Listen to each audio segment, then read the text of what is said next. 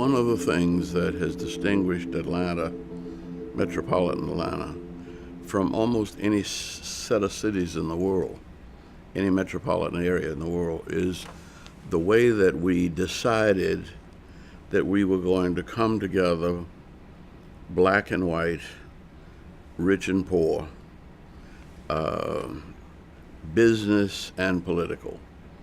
The business and the politics worked as a partnership. And that goes all the way back to the relationship between Mayor Heartsfield and Mr. Woodruff. And then it passed on to Ivan Allen and Sam Massell, and then Maynard Jackson. Maynard Jackson probably could not have gotten elected if J. Paul Austin of Coca-Cola had not only endorsed him, but pulled everybody together and had a support luncheon and said if any of our sons were this intelligent and articulate and dedicated and in as much in love with this city as this young man, we would be dying to get them into politics. Our sons are not interested in politics. We should embrace him as we would our own sons. Now that was a phenomenal statement and commitment. Well, I think Atlanta was and is a city that's not afraid to dream. And again, I go all the way back to Dan Sweat and Sam Massell and Ivan Allen. And I think it was the chamber that put forward the plan of improvement. Now that became a blueprint that we're still working on.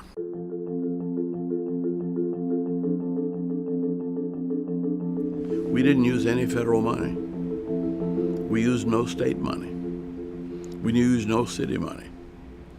We went to Wall Street and we sold tax-exempt municipal bonds. And I remember the first sale was $458 million. Maynard made the public-private partnership and the multiracial participation mandatory, that 25% of each and every contract went to minority and female contractors. What that did was create a certain level of economic equity in the region. Well, I'd been on the banking committee in Congress, and then at the UN, I got to know people in the money centers of the world. And I knew that there was almost $500 billion of petrodollars, oil money, that was sitting in banks all over the world, and the banks were charging them to keep the money. And so I began to make the rounds and caught a considerable amount of flack for it. What are you doing all over the world? I said, I'm trying to get some money. But I remember when the Dutch Institutional Holding Company came into Atlanta, my first term, they put almost $1.5 billion into Atlanta in that first term. They built the two Ritz-Carltons, the one downtown and the one with the Monarch Plaza. I think they invested in expanding Phipps Plaza and Perimeter Mall, and they had something to do with the IBM building. And so they began to pour foreign direct investment into Atlanta. Went to Germany and got the Lufthansa to agree to fly here. Well, somebody put up money to do a feasibility study which said we did not need an international terminal and we could not afford it. Well, by the time they finished their study, I had already signed up Swiss Air, Japan Air, Lufthansa, and KLM was already coming in. And so we had to build it around the clock to make that work. But again, I was able to go to Wall Street. And I'd never been in a Wall Street office before. And all they had was all of these papers. And I signed at the bottom. Well, Delta, Eastern, United, Marriott, Avis, Hertz, everybody else had signed above.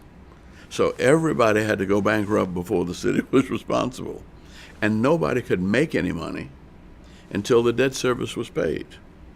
So it has been a foolproof mechanism for providing the money we needed.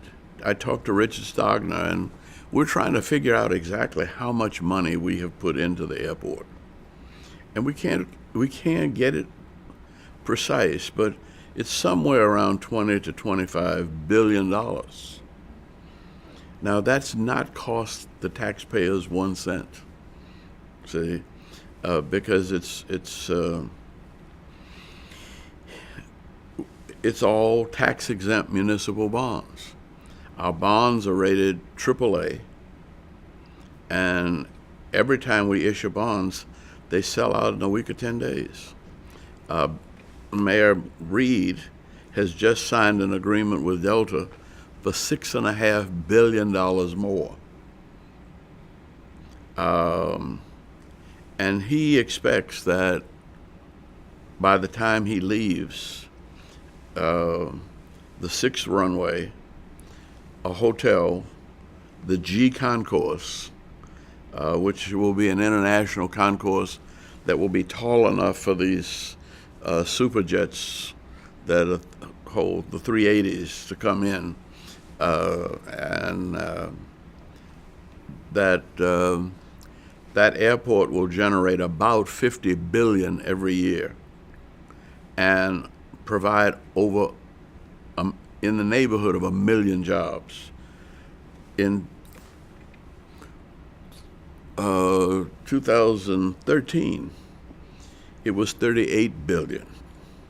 Now, we've put $25 billion in it over 30 years, but in 1 year, it generated $38 billion. So that's good business.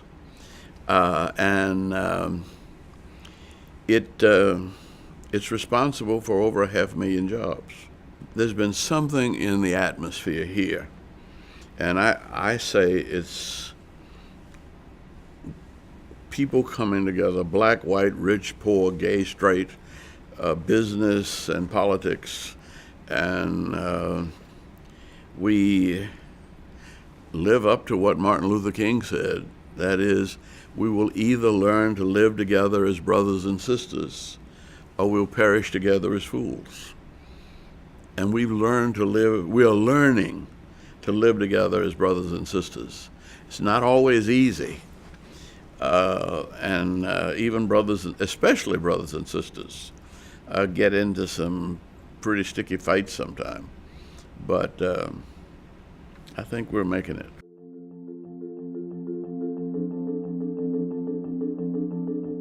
Manuel Malouf called me one day and said, "Look, Andy," he said, "you need to expand your water treatment facility and sewage." He said, "How much money you got?" I said, "We don't have enough." I said, "I think we got $25 million. He said, "We have about $25 million. He said, "But we probably need $65 million. He said, "What do you think of," at that time, Gwinnett, there had been a moratorium on construction because they had exceeded their sewage capacity. He said, "What would you say about allowing Gwinnett to tunnel into the DeKalb system, and we have put all our money together, and we have one treatment facility?" I said, "It sounds good to me. He said, you think anybody would object to it on the council? I said, I can check. And when I said, look, we all need sewage capacity, I mean, water treatment facilities. Nobody's got enough money. If the 3 counties get together, we can do it. I don't think everybody said, sounds good. Let's do it. But it was done over the phone. And it was Manuel Malouf's leadership, and his tavern was a place that you'd stop by just to, get a hot dog, and you'd get a whole wealth of wisdom about everything going on everywhere in the region, and I think that was unique at that period.